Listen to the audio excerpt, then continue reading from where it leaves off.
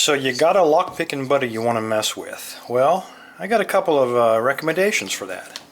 First of all, if you give your buddy one of these high quality locks like this Baldwin Kaba, and it's got kind of a weird looking key, these are manufactured really high level of precision. If he can't open it, he's not going to be too disappointed, so let's not use this one. If you hand him a Medico, well, a Medico has got that weird key angled, and again, very high quality lock. He can work on this for hours, and if he can't open it, and he probably won't be, he's not going to be too disappointed. He's not going to be frustrated.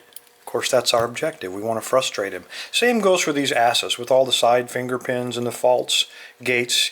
If he can't open it, he's not going to lose any sleep over it. But we want him to lose sleep. And so in order to do that, we're going to take a sleeper lock. We're going to take something like this quick set. Now everybody knows these quick sets are pieces of trash. They open very quickly. I mean, quick sets quick, right? And so if we can just rake this open real quick. I mean, that's how crappy these are. And to make it even worse, they have a really innocent looking key. It's only 5 pins.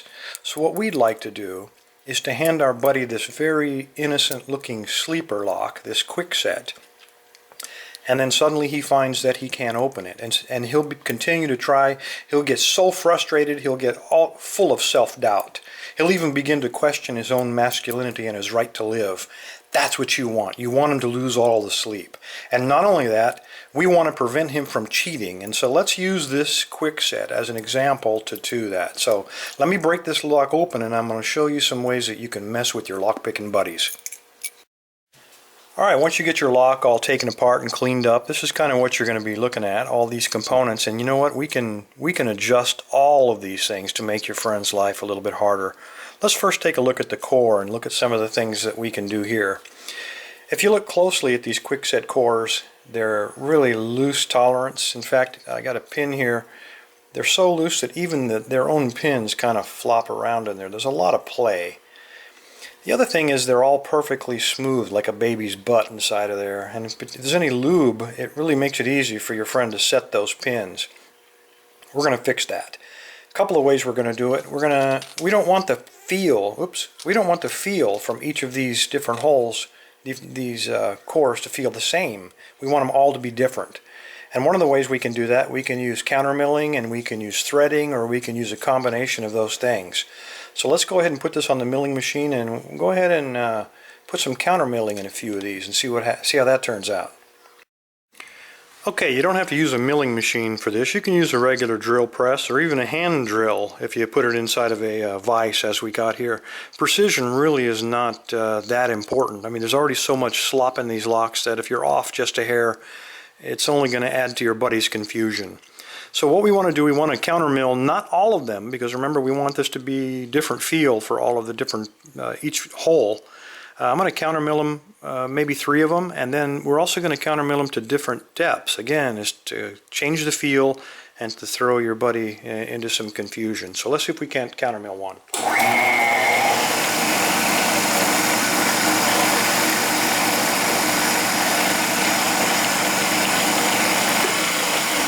And that's really all there is to it.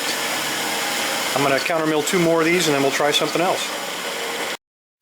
Alright, the next thing we can do to add some variation to each of these chambers, we can tap it. I've got a number 5 tap, 32 threads per inch. Just going to stick it in there. Make sure you use a little bit of lube on this, and it'll go much easier. Let me back that camera up here. Just thread it right down in there. And that'll give your buddy a lot of that crunchy feeling and add a lot of confusion to what it is that he's sensing inside of this lock. Alright, I'm going to tap a few more of these, and then we'll move on to the next one. Okay, we've just got through tapping the normal diameter pinholes, but the ones that we countermilled, it would be nice to have the upper part of that countermilling threaded as well on, say, one of them. And so I'm just going to choose the one in the rear. Now for this one you need to use a square tip. Tap is called a bottoming tap, and that way you don't end up rounding off your chamfering there.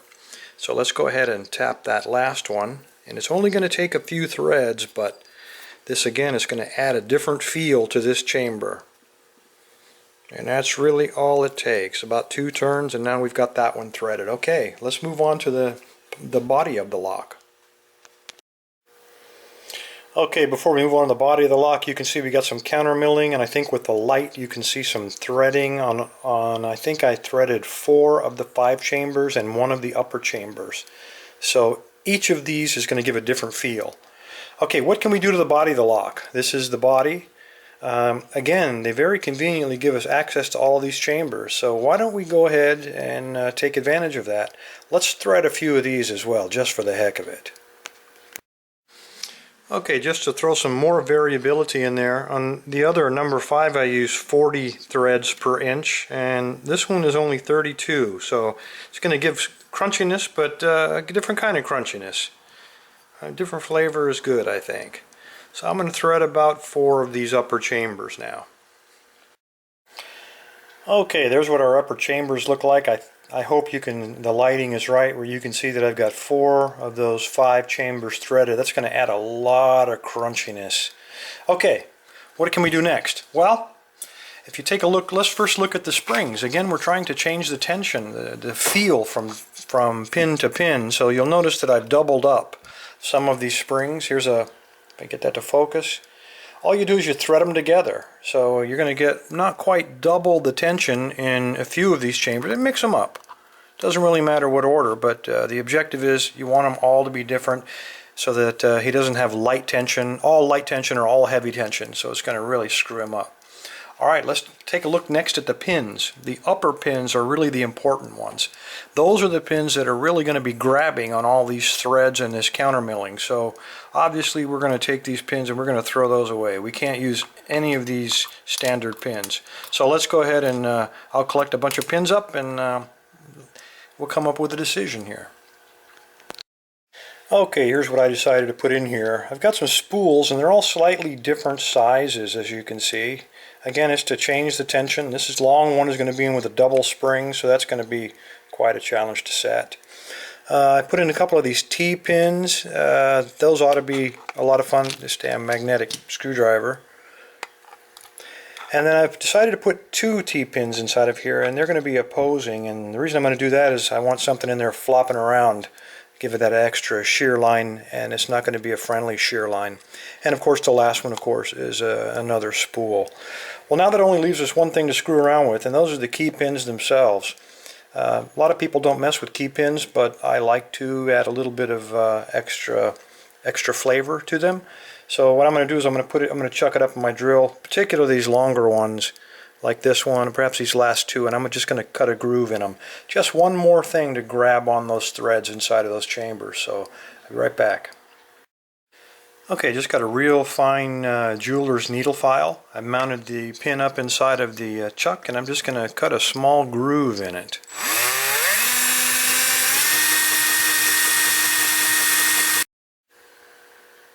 Okay, that's all there is to it. I'm going to try to cut one on the other longer pin, and then I'll show you another trick for the shorter pins. But this gives us one more thing to snag up and frustrate your buddy.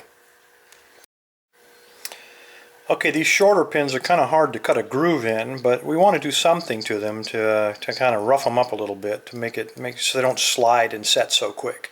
So what I do is I just chuck it up as close to the end as I can, and then I take my razor knife, and then I just push down and cut myself as deep as an etching as I can. And if you use reverse threading or reverse your drill, it works a little bit better.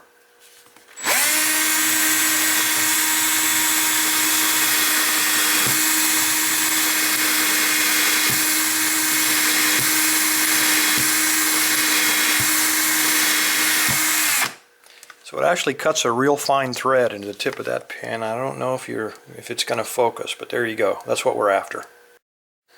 Okay, when we're done with the lower pins, that's what we're after. And that ought to give us just a lot more of a challenge to this quick set lock. So let's put it back together and see what it feels like. Well, fellas, there you are. That's how you make an evil quick set, or a sleeper quick set, I like to call them. The original key still works, obviously, because we use the same bottom pins, but everything else is highly modified, as you can imagine. I usually keep one of these around my bench, and when somebody starts bragging about how good they are, I say, you know, I got this Kwikset I've been having a little trouble with. I wonder if you could help me out. And I just pass it to them without the key. I show them the key, and I say, you open it, you can have the key. Now at some point they're going to get really frustrated, and you're going to ask, why don't they just pop off the top and pull all the pins out and check it out? And that's because I usually epoxy it. So if you see something like this, you probably should be a good tip that there's some kind of evil alien technology on the inside of there. So fellas, everybody, there you go. That's how you get a good laugh at your buddy's expense. That's how you make him lose sleep, and you just destroy his psyche. Make him doubt his lockpicking abilities. Give him one of these. Alright, if anybody wants this thing, please drop me a PM. First guy that PM me gets it. Thanks for your time. Everybody stay safe, stay legal.